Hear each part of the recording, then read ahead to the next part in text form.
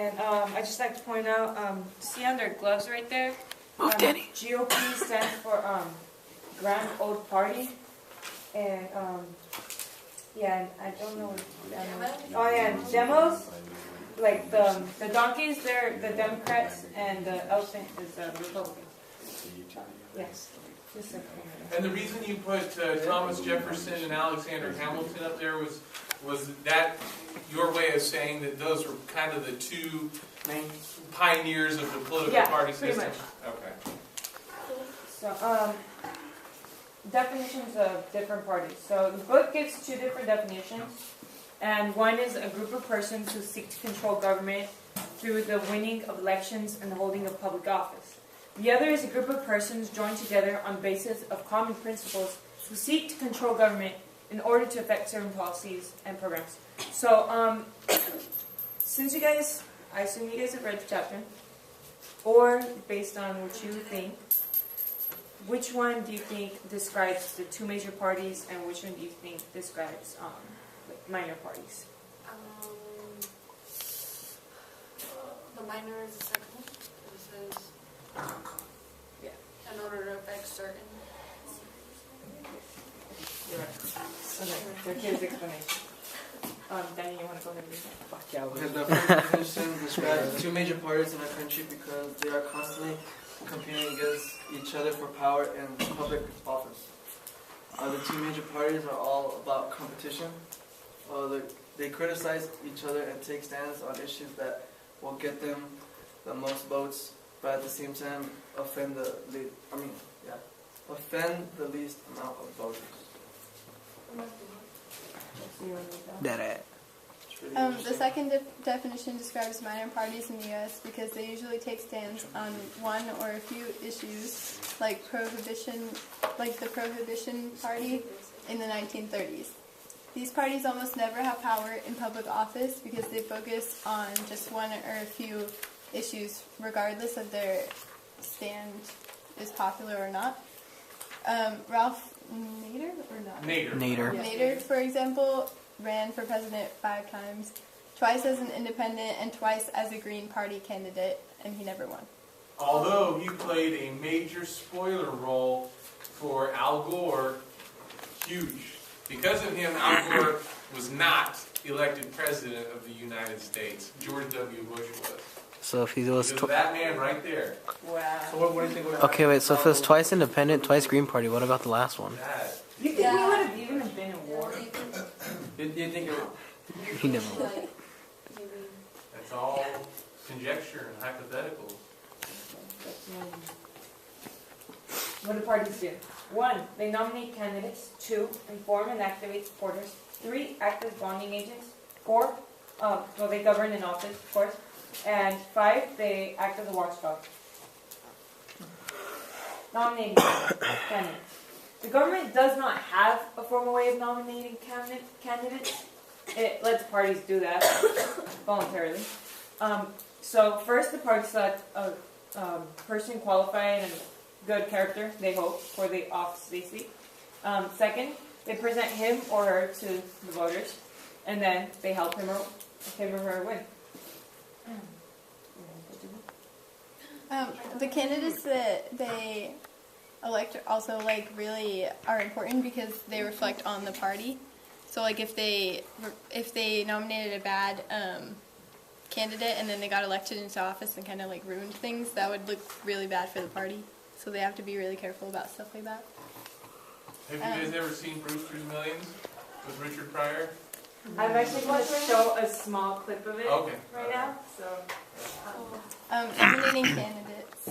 Usually parties are the groups of people who voluntarily choose candidates. There can however, be a nonpartisan candidate, but he or she has a slim chance of winning because they don't really have a lot of backing if they don't have a party. Yeah. And not as much what? Has anyone had Money. So, Yeah. So Brewster's Millions is a comedy about a minor league baseball player who's forced to spend $30 million in 30 days in order to inherit $300 million. So he runs for mayor in New York as a nonpartisan candidate, but no one really knows what he's actually doing. It's a secret. and his campaign is none of the above because he's not part of the party. And it's basically making fun of how anyone can run for office, but that doesn't guarantee them to be in office. And I'm gonna put the clip really quick. And he actually does end up winning or whatever, but he like drops out, so they have to hold another election. He just does it for the fun of it. Pretty much. Wow. Wait, so We do not own any of you're this. like that, Mister? No, you need to turn up the volume. Come over there. Did you plug in the And then wait, what else? Did you plug in the audio cord? This. No, there's a black cord which is attached to I've the. never. I've never even, I don't know. Yeah, that- Don't even watch We do not own this. Copyright infringement. This is for entertainment purposes only. Okay. When was this movie made? Was it back in the 80s, I think? 1985. Yeah, I think it was in the 80s. I think it was released. It was released on March. Oh, you still can't hear it.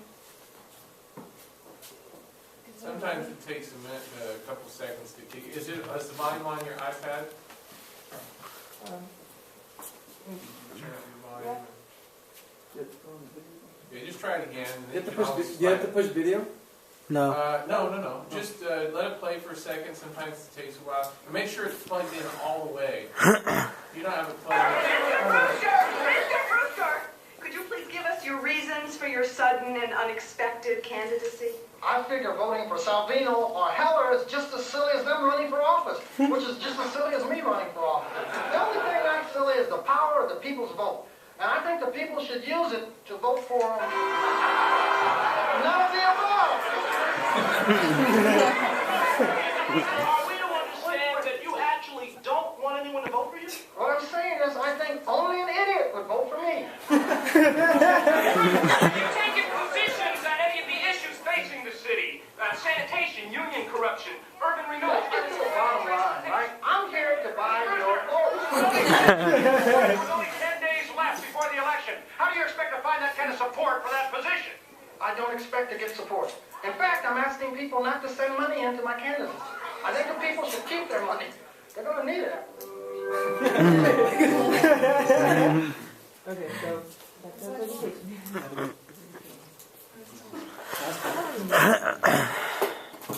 Oh.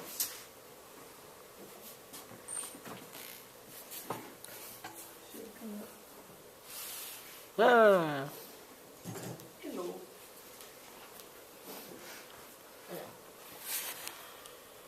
So, Daniel, you want to know? Informing and activating supporters. Parties inform, inspire, and activate the interest and participation of people in public affairs. Parties take information and educate people based on what they want people to know. They persuade people to believe in their ideologies. So, like, they'll take all this information and they'll basically sugarcoat it so that like you guys learn what they want you to learn. Like they're not gonna tell you Like about, propaganda. like, yeah, they're not gonna tell you all the bad things they do. Like, no, we're perfect, we're great, vote for our candidates, you know, that kind of thing. When that person has kids. Here's some examples of propaganda. Bill Clinton. I did not sleep with that woman. What's gas now? Okay. Bonding agent. Parties act as bonding agents with their candidates. Just like in business, they invest in their candidates, helping them become successful in office. And this leads to partisanship. It's not a party's job to do this, but if it fails to assume responsibility, both the party and the candidates will suffer in future elections. So the idea there is if you're a Ford or you're Chevy and you put out a Chevrolet Chevette, then the brand name suffers because or the Ford Pinto, you know, because that may not be the highest quality automobile that you're. Yeah. Governing. Those who govern are regularly chosen on the basis of party. Congress and state legislatures conduct much of their business on the basis of partisanship. the strong support of their party and its political stance. So I got a question for you. How is it that when there's absolutely zero content in the U.S. Constitution about parties influencing how our government runs, how is it that these two major parties, at least in our country, have such phenomenal influence in governing the country when there's zero about them? And it's not as if the Founding Fathers didn't know anything about political parties. Why is there absolutely zero in the Constitution about parties, and yet they have such phenomenal influence? Some of the founding fathers, like I think it was George Washington, was like against So not parties, to get into Yeah. parties. but he said that like parties were like So not to get into it, because I know this. Like, Yeah, Yeah, said not to mess with parties. But in the history part of it, it says like that we're a two-party system, and we've kind of always been a two-party system because in the beginning they had like the Federalists and the Anti-Federalists, and then that kind of evolved into like the Republicans and the Democrats. And that goes more into like section 2 because that's where they talk more about the history of it. So.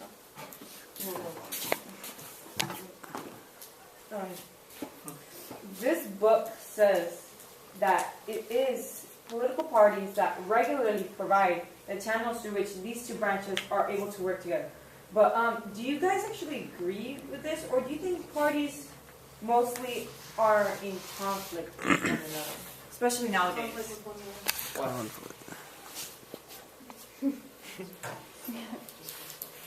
I mean, they do come together sometimes. Like, for example, Didn't you say that they try to make each other look bad?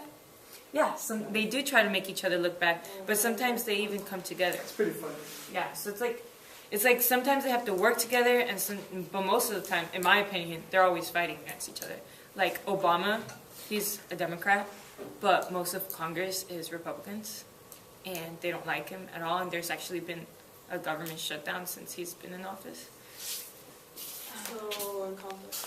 So, well, they do both because, like, during elections and stuff, like, yeah, they're going to be conflicting because they both want to be in power. But then, like, they do work together to keep out, like, the third parties because they want it to remain, like, a two-party system. And, like, they don't want the minor parties to kind of get in their way. And, like, how it says about them being, like, a watchdog, that's also, like, that's kind of both. Like, they're kind of conflicting because they're still trying to make the other party look bad, but then that also makes the party in power, like, want to look good. So then they, Drama show. yeah. Yeah. Like, it's all like a big, They kind of have like a like, like. Yeah. every day. So in their case, it's like, you don't beat them, join them. Basically, in a Yeah, way. kind of. It's It's kind like of, their conflict makes the parties better.